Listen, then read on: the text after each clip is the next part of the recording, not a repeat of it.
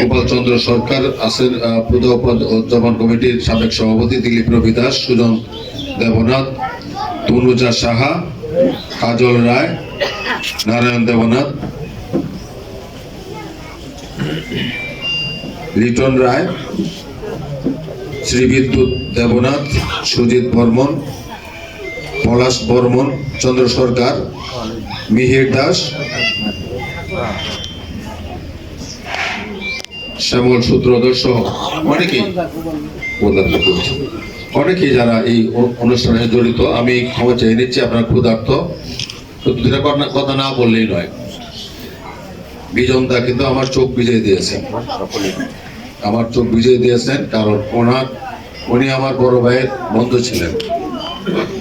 বড় ভাই থাকতে আমাকে কোনো কিছুই চিন্তা করতে হয়েছে না। আমি আমার সারা দিন রাজনীতি করিয়া বাসায় ফিরলে আমি অনুভব করতাম যে সারাদিনে আমাকে উনি ফলো করতেন, কই যাই কই কি অবস্থা আছে ফলো করতেন।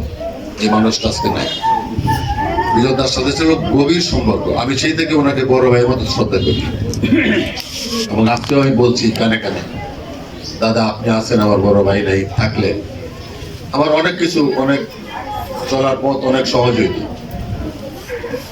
যাক, আমার জীবনের প্রথম একটা স্মৃতির কথা বলি। আমি তখন খুব ছোট, স্বাধীনতা যুদ্ধের আগে। আমার আব্বা একদিন সন্ধ্যায় আমাকে হাত ধরে নিয়ে গেলেন একটা, তখন যেটা বদ্রি সেট বলতো, হালকাতা, আমাদের হুসেনদির, যাকে বাবু পিজুল বা পিজুল এমনি বানিয়ে বলে ডাক্তার সবাই আর কি, অনেকে জানেন কিনা। হ্যাঁ, ওনার বাড়িতে আমি সেখানে মিষ্টি খেয়ে এলাম, এটা সারা জীবন মনে থাকবে। এবং মুক্তিযুদ্ধের সময় ওনাদের বাড়িতে মেয়ে ছেলে ছিল, তখন তারা খুব বিপদে ছিলেন। দুইজনকে আমাদের বাড়িতে আশ্রয় দেওয়া হয়েছিল, এবং আমার নানার বাড়িতে তখন আমার খালাম্মা পাকন্দে গার্লস স্কুলে পড়তেন। পাকন্দে যে সরকারি ডাক্তার ছিলেন উনি হিন্দু সম্প্রদায়ের ছিলেন। ওনারও দুইটা মেয়ে ছিল। এই দুইজন থাকতো আমার নানার বাড়িতে, এবং তাদের সুবিধা মতো নিরাপদ ভাবে তাদেরকে দেশের নিরাপদ স্থানে নিয়ে যাওয়া হতো। এর আগে আমার বাড়িতে ছিল, আমার নানা বাড়িতে ছিল। এটা আমার জীবনের একটা স্মৃতি। ওই সময়টা ছিল আমাদের জন্য খুব কষ্টে, বিশেষ করে আপনাদের জন্য, আমাদের জন্য ছিল, কিন্তু আপনাদের জন্য, সনাতন ধর্মের মানুষের জন্য তখন দিনটা ছিল খুব কঠিন, নিষ্ঠুর একটা সময় গেছে। আমরা হয়তো ভুলে গেছি। এখন দেখি যারা ওই সময় এই বাড়ি ঘর দেখায় দিত, খবর দিত যে অমুক হিন্দু বাড়িতে অমুকের মেয়ে আছে, অমুকের যুবতী বউ আছে, তারা দেখি এখন আবার স্বাধীনতার পতাকা নিয়ে আবার এইবারই প্রথম দেখলাম তারা নেওয়া লাগে আর কি নিজেদের মধ্যে। কারণ আমরা যেটা দেখছি এটা তো আর ভোলা যাবে না, এটা অনেকে জানে না, এখনের প্রজন্ম জানে না।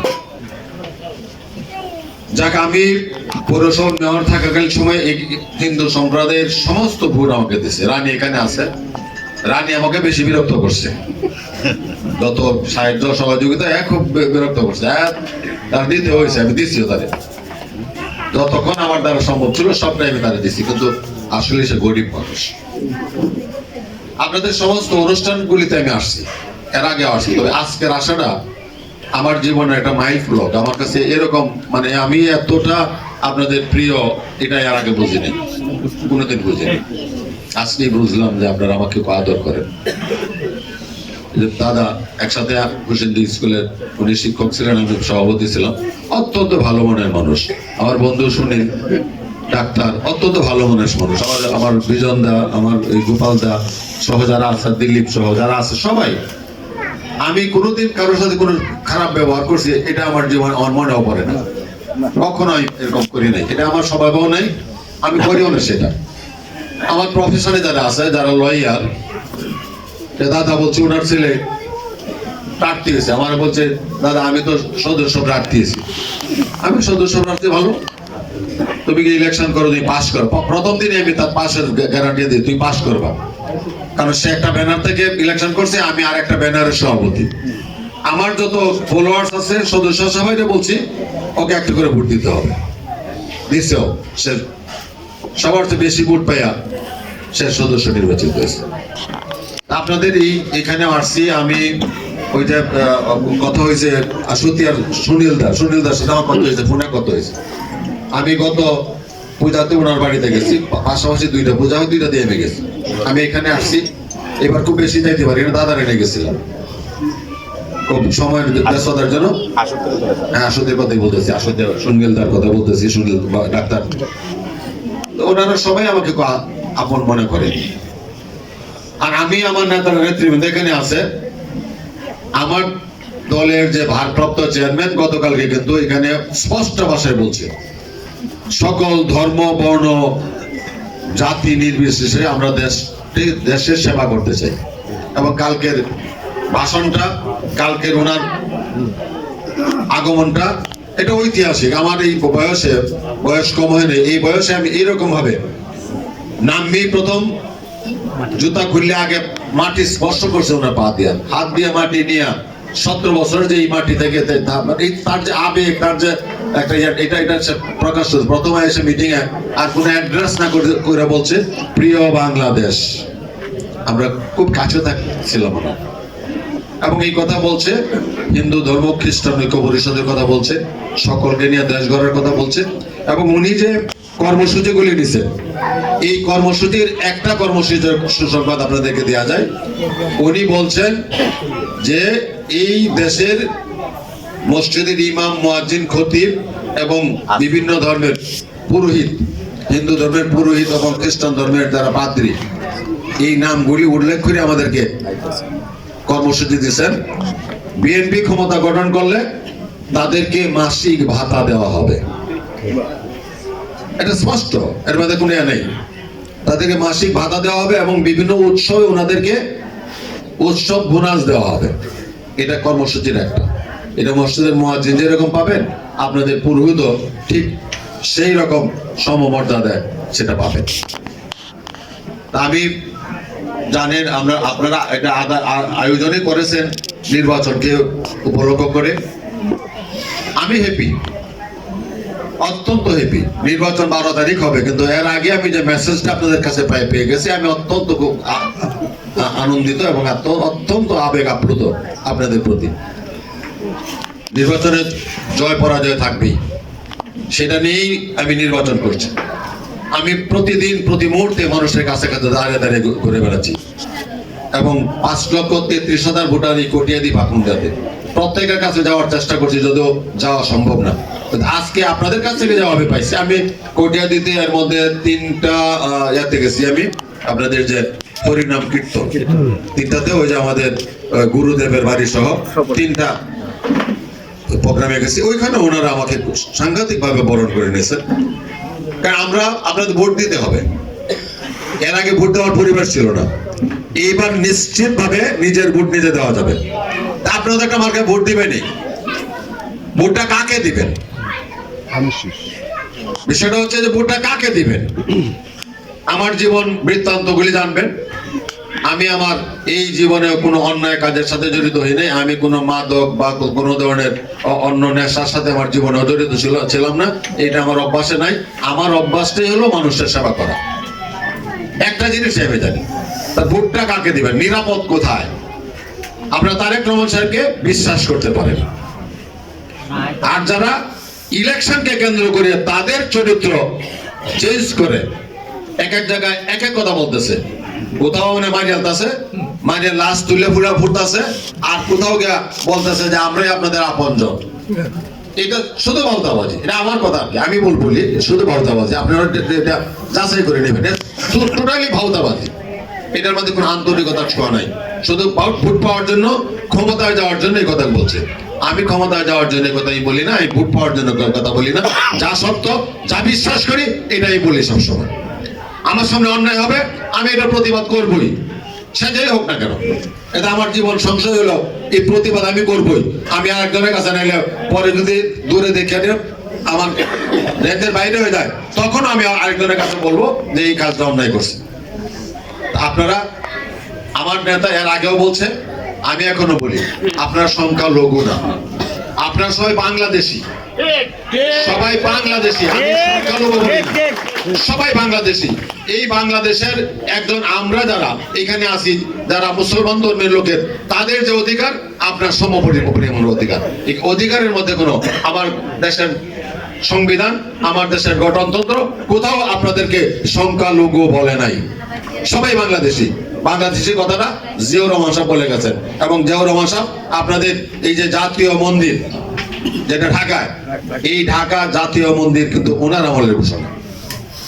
জাতীয় মন্দির রমনা কালী মন্দির, এটা ওনার আমল থেকে ঘোষণা। আমরা সবসময় আপনাদের সাথে ছিলাম, সবসময় আপনাদের সাথে থাকবো। এটার সাথে ভোটের সম্পর্ক নেই, এটার সাথে কিন্তু ভোটের সম্পর্ক নেই। আপনি এটা মনে হলে যাই ভোটের জন্য এই কথা বলতেছি, ছিল, আগেও ছিল, আছে, থাকবে। কারণ এটা আমাদের ধর্মে বলা আছে সকলের খোঁজ খবর রাখা। আমার ধর্মে স্পষ্ট ভাবে বলা আছে নিরাপত্তা দেওয়ার কথাটা আমার ধর্মে বলা আছে।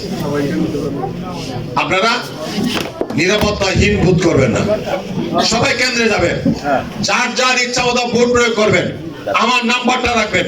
যদি আমাদের লোক বা অন্য কোনো লোক আপনাদেরকে কোন রকম কোন ধরনের থ্রেট করে বা কোন ধরনের হিংস পান, আমাকে শুধু গোপনে ফোনে বলে দেবেন, বাকি দায়িত্ব আমার, বাকি দায়িত্ব আমার।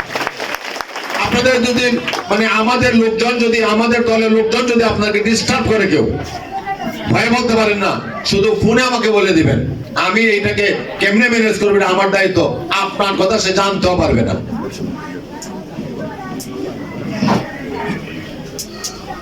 আপনারা এটা আমাকে বলবেন। আপনাদের ব্যবসা করতেছেন, সমস্ত ব্যবসা আপনারা যেভাবে আগে করতেন এখন করছেন সেভাবে করে যাবেন। কেউ যদি ডিস্টার্ব করে এটাও আমাকে বলবেন। আমি এমপি হই বা না হই, আমার দল যে ক্ষমতায় আসবে এতে কোনো সন্দেহ নাই, নাকি আছে? আমার দল কিন্তু ক্ষমতায় আসবে, আমি এমপি না হইলেও আসবে। তবে সেবাটা বেশি দেওয়া যাবে। যদি আমি যদি হইতে পারি, তাহলে সেবাটা বেশি দেওয়া যাবে। কারণ আমি একটা জিনিস পারবো, আমি পৌরসভার মেয়র ছিলাম সময়, কিন্তু আমি বিএনপির সভাপতি আর সরকার ছিল আওয়ামী লীগের।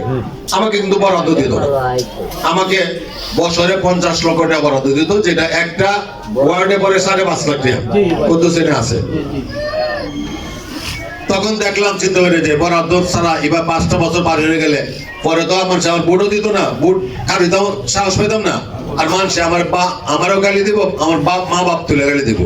আমি তখন কিন্তু কাজ শুরু করলাম কিভাবে বরাদ্দ আনা যায়। এই পৌরসভাকে জায়গার অন্তর্ভুক্ত করলাম, যেটা হলো বাংলাদেশের 323টা ছিল তখন পৌরসভা, এর 18টা পৌরসভা জায়গার অন্তর্ভুক্ত হলো, এর মধ্যে একটা হলো পাকুন্দিয়া। এটা আমাদের গুণ আছে, আমাদের কর্ম আছে, আমাদের কর্মের প্রেক্ষিতে এই জায়গার অন্তর্ভুক্ত হয়েছে। অনেক মন্ত্রী, অনেক এমপি আমার সামনে গেছে গিয়া, ওইখানে গিয়া বলছে সচিব রে, যা এই পাকুন্দারে দিয়েছেন, পাকুন্দার কথা আমার সামনে গিয়ে বলতে, হ্যাঁ পাকুন্দারে দিলেন, আমাদের কাছে এই জায়গার অন্তর্ভুক্ত করলেন না কেন? চিফ ইঞ্জিনিয়ার সাহেব ছিল তখন শ্যামা প্রসাদ অধিকারী, ওনার রুমে বসে কথা রয়েছে। উনি কথাগুলি প্রথম শুনলেন, শুনে পরে বললেন যে দেখেন, জাপান আমাদের কাছ থেকে 18টা পৌরসভা নাম চাইছে। আমরা চিন্তা করলাম কাটা দেন কাটা না দেন, এটা রোশন হলে পড়বাম। আমরা 323টা পৌরসভা দিয়ে বললাম আপনারা বাছাই করে নেন। এই বাছাই আপনারটা পরে না, এই বাছাই পড়ছে পাকুন্দিয়া, এই জন্য পাকুন্দিয়াকে দিছি। এই জায়গা থেকে টাকা আনছি 30 কোটি টাকা। এই পৌরসভার যে গাড়িটা, এটা জায়গার গাড়ি, কোন তৃতীয় শ্রেণী পৌরসভার মেয়রের গাড়ি নাই। এই পাকুন্দিয়ার মেয়রের গাড়ি ধরা, এটা জায়গার গাড়ি। আপনার আরেকটা গুরুত্বপূর্ণ নগর অবকাঠামো বলে একটা প্রজেক্ট আছে, ওইখান থেকে আনছি খাতির করে বেড়ালে, খাতির দিয়ে আনছি 20 কোটি টাকা, প্রায় 50 কোটি টাকার আনছি, টেন্ডার করছি, কাজ করে হয়ে গেছে, আর টাকাও হয়ে গেছে। আমি জানি কাজকে বাঁধতে হয়। এখন তারা মন্ত্রী হবে, এই মন্ত্রী যারা হবে এর মধ্যে ব্যক্তিগতভাবে সম্পর্ক আছে, এরকম 15-20 জন আছে আমার।